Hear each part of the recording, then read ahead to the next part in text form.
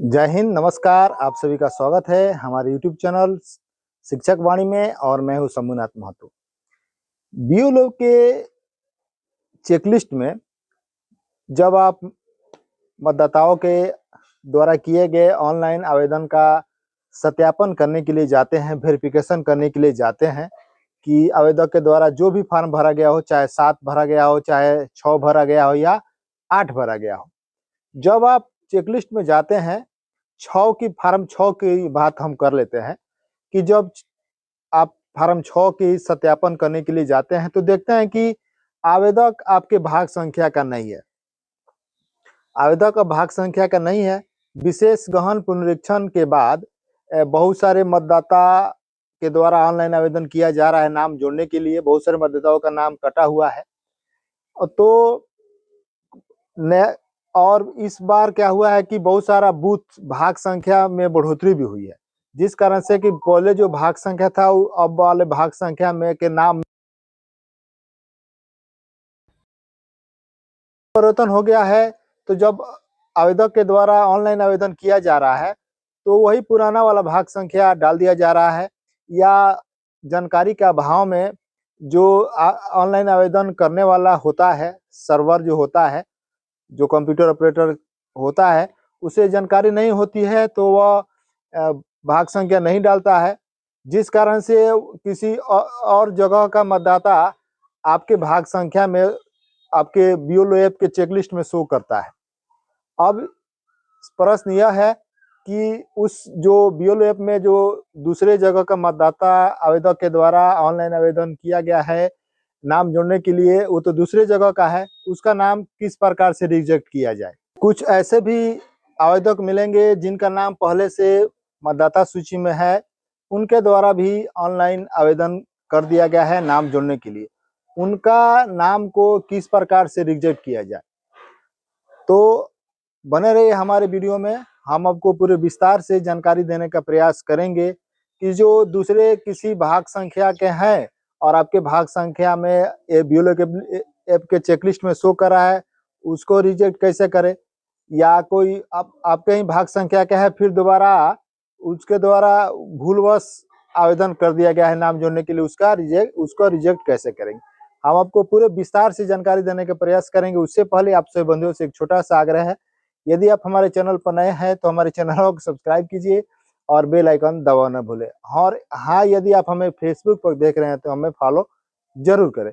तो चलिए आपको पूरे विस्तार से जानकारी देने का प्रयास करते हैं और लिए चलते हैं आपको बीओलो ऐप में, जहां पर चेकलिस्ट में आया हुआ है किसी दूसरे भाग संख्या के मतदाता के द्वारा ऑनलाइन आवेदन आया हुआ है, उसको रिजेक्ट किस प्रकार से करें ताकि आपका बीओलो ऐप के चेकलिस्ट से वह जो शो कर रहा है वह हट जाए। तो चलिए लिए चलते हैं आपको बीओलो ऐप में। तो सबसे पहले हम आ जाते हैं बीओलो ऐप में। बीओलो ऐप के यहाँ पर डैशबोर्ड लिख रहा होगा, आप इसके बारे में आपको पता ही है कि क्या होता है इसके बारे में। और यहाँ पर जो चेकलिस्ट है इसी में हम जाएंगे और हमको करना क्या है कि जो दूसरे मतदान क्षेत्र के जो यह नोटिस दे देता है कि आपके कितने फार्म 6 आए हुए हैं, पेंडिंग है, उसको वेरीफाई करने के लिए बस शो कर रहा है। तो हमको ये करना क्या है कि जो दूसरे भाग संख्या के मतदाता या आपके ही भाग संख्या उनका नाम है और उन्होंने फार्म अप्लाई कर दिया है नाम जोड़ने के लिए, तो उसको कैसे रिजेक्ट करना है, यही काम करना है। तो नीचे की तरफ यहाँ पर देखिए जो मतदाता हैं ये हमारे में ये दूसरे भाग संख्या के मतदाता हैं और इनके द्वारा हमारे यहाँ आवेदन कर दिया गया है। जैसे देखिए ये मतदाता हैं, तो जैसे यहाँ पर ये इनका यहाँ पर नाम और उनके यहाँ पर जैसे उनका नाम लिखा रहता है, कौन जेंडर है वो लिखा रहता है, उनके रिलेटिव का नाम लिखा रहता है और यहाँ पर मोबाइल नंबर भी लिखा रहता है। और उसके बाद नीचे की तरफ स्क्रॉल करते हुए जाएंगे तो यहाँ पर जो लिख रहा है कि the authentication information in form in attach document is same not same. यहाँ पर आपको यहाँ पर सेम अगर सही है तो सेम करेंगे, नहीं है तो नॉट सेम करेंगे। और उसके बाद नीचे की तरफ डीओ भी देख लेंगे और उसके बाद जो जन्म तिथि जिक्र किया गया है वो भी मिलान कर लेंगे। व्यू अटैचमेंट यहाँ पर जो है उसको देख करके यहाँ पे देखिए जैसे व्यू अटैचमेंट है, जैसे इसको हम टच करते हैं और एक बार मिलान करके आपको दिखा देते हैं कि हाँ इनका जन्म तिथि जो इसमें लिखा गया है वह सही है या नहीं है। तो हाँ सही है। और उसके बाद नीचे की तरफ स्क्रॉल करते हुए जाएंगे तो यहाँ पर उनका पता लिखा हुआ मिलेगा।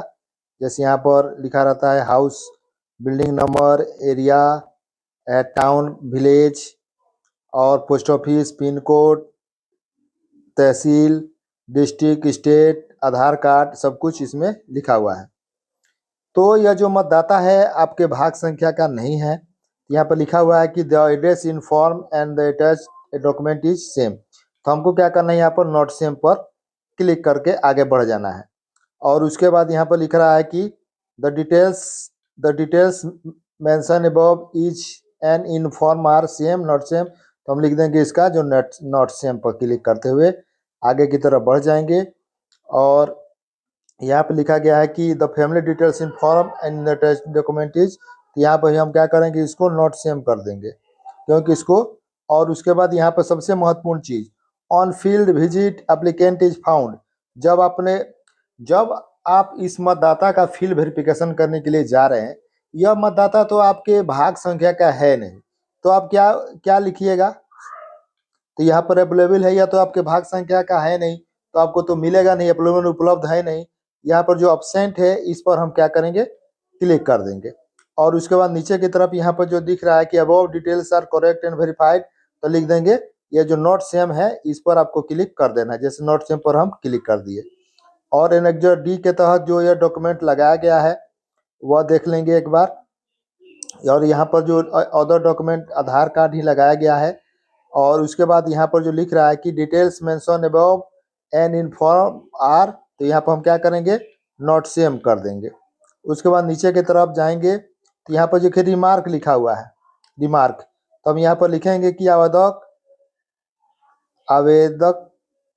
जो है, आवेदक भाग संख्या, जो भाग संख्या आपका है वो भाग संख्या लिख दीजिए।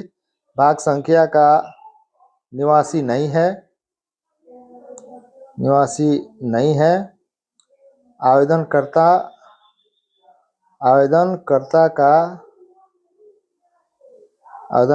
का नाम भाग संख्या में नहीं जोड़ा जा सकता है, नहीं जोड़ा जा सकता है। इसको यहाँ पर डन कर दीजिए। और यहाँ पर देखिए अंत में जो यहाँ पर सबमिट बटन है, इसको आपको क्या करना है कि इस सबमिट बटन को आपको दबा देना है। और एक बार ऊपर की तरफ भी स्क्रॉल करके देख लीजिए, जहाँ पर सेम नॉट सेम का ऑप्शन है वह नॉट सेम का ऑप्शन पूरी तरह से क्लियर है कि नहीं है, या एब्सेंट सही है, विजिट या नॉट सेम ठीक है, और यहाँ पर यह भी नॉट सेम ठीक है। तो आपको करना क्या है, जो सबमिट बटन है, इस सबमिट बटन पे जैसे ही क्लिक कीजिएगा यह जो आवेदनकर्ता का जो रिक्वेस्ट है वह रिजेक्ट हो जाएगा, आपको मैसेज भी आ जाएगा। और तो एक बार सबमिट बटन पर दबाते हैं और आपको सबमिट बटन दबा देना है।